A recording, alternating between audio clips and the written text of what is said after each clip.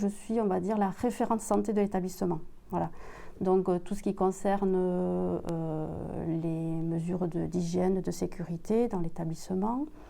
Ça va être aussi des missions au niveau du décrochage scolaire. Tout ce qui concerne les enfants qui ont des besoins particuliers. Voilà.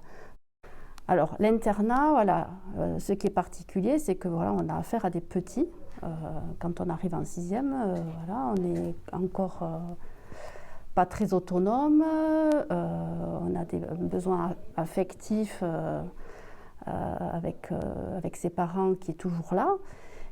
Mais c'est surtout voilà, de rassurer l'enfant et de l'aider à se sentir bien au collège, à s'adapter. Voilà. Les premiers mois, c'est un peu compliqué pour certains. Dès qu'il y a un élève qui ne va pas bien, je crois qu'on le voit assez vite.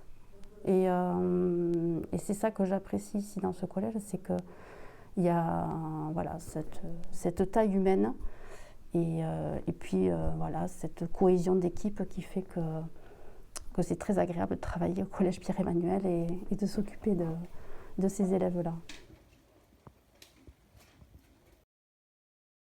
Je fais le lien entre le dedans et le dehors. Ça, c'est une de mes missions importantes. C'est-à-dire que je vais en visite à domicile, quand on n'arrive pas à voir l'enfant, quand on a besoin de travailler des choses un petit peu différentes. La lutte contre l'absentéisme, la visite à domicile est hyper intéressante. Et beaucoup de travail avec les partenaires qui suivent l'enfant.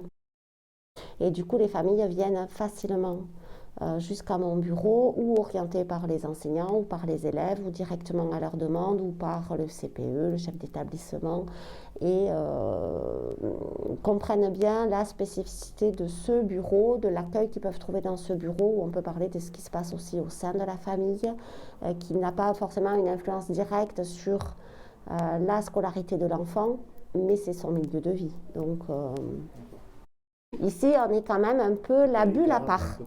La bulle à part où les élèves savent nous trouver comme personnes ressources par rapport à tout ce qui, effectivement, concerne l'écoute, le soin, la santé avec un grand S.